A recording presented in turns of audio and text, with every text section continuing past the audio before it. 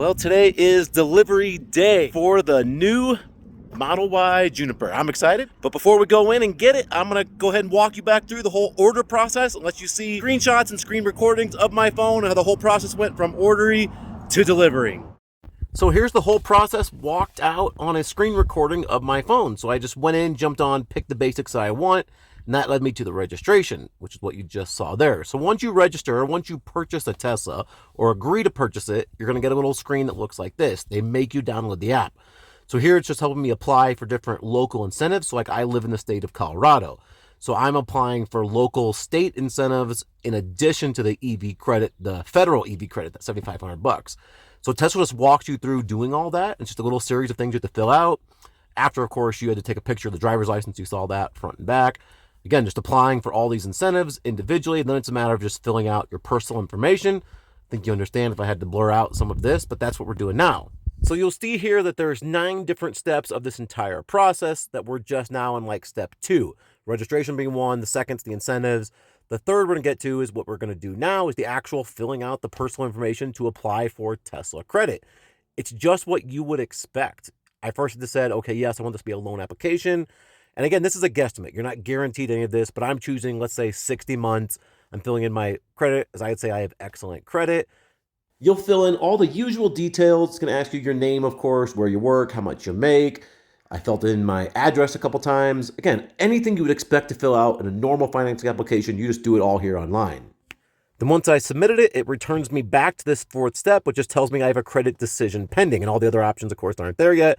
But I'm going to get this answer quicker than what you might expect. And within 60 seconds, I got a text message saying for me to review an offer I just got. And so back on the Tesla app, I can go through the details of what they're offering me. And so then you'll notice I have a continue now. So when I go through this, it now says my offer has been accepted. These are the terms, almost identical to what I was offered in the beginning. So now it's just a waiting game. As you see, I'm supposed to check back later to find out when my delivery starts. About 2 days later, I got a little notification that they had assigned my VIN. When they assign your VIN, that's good news because now you have a car, and I had to schedule my date. I picked a day out.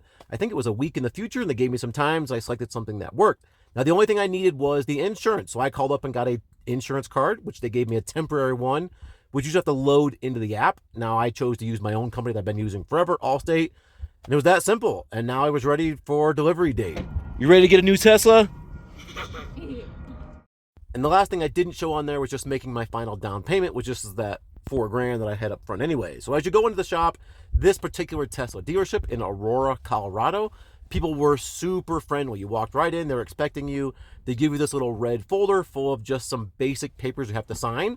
But before you sign, they tell you to go out and take a look at your car. All right, so here it is. They send you out to inspect it, kind of a walkthrough before you sign the papers. I think that's important. So here it is. We're going to take a look around.